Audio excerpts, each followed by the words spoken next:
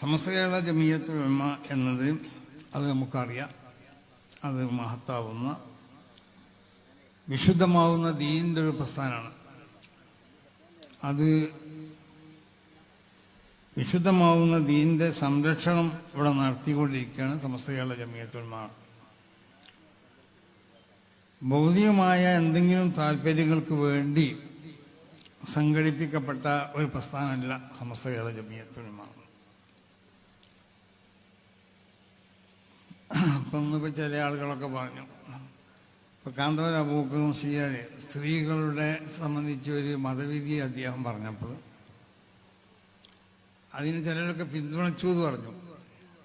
പിന്തുണച്ചാൽ പോരാന്ന് എനിക്ക് പറയാണ്, അത് നടപ്പിൽ വരുത്താൻ വേണ്ടി ശ്രമിക്കണം.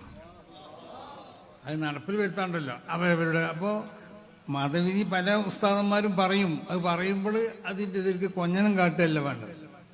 അങ്ങനല്ലേ? ഇപ്പം എന്തെല്ലാം സമസ്തകളുടെ ജമിയത്തുൽ പല മതവിധികളും പറയും.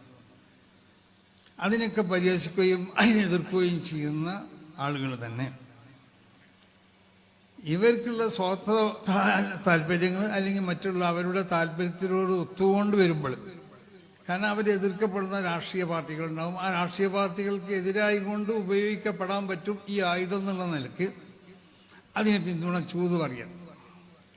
എനിക്ക് അവരോട് പറയാനുള്ള പിന്തുണച്ചാൽ മാത്രം പോരാ, നിങ്ങളുടെ സമ്മേളനങ്ങളിലും നിങ്ങളുടെ മറ്റുള്ള കാര്യങ്ങളിലൊക്കെ മതപണ്ഡിതന്മാർ പറയുന്ന വിധികൾ പൂർണ്ണമായും കൊണ്ടിട്ട് അംഗീകരിച്ചു കൊണ്ടിട്ട്, പ്രത്യേകിച്ച് ഇതുപോലുള്ള വിധികളൊക്കെ അത് സ്വീകരിച്ചു കൊണ്ടിട്ട് അത് നടപ്പിൽ വരുത്താനും കൂടി നിങ്ങൾ ശ്രമിക്കണം എന്നാണ് എല്ലാവരോടും പറയാനുള്ളത്, പിന്തുണച്ചവരോട്. അപ്പോൾ പണ്ഡിതന്മാരാകുന്ന നമ്മളെ സംബന്ധിച്ചിടത്തോളം ഒരു വലിയൊരു ഉത്തരവാദിത്തമാണ് നമുക്കുള്ളത്.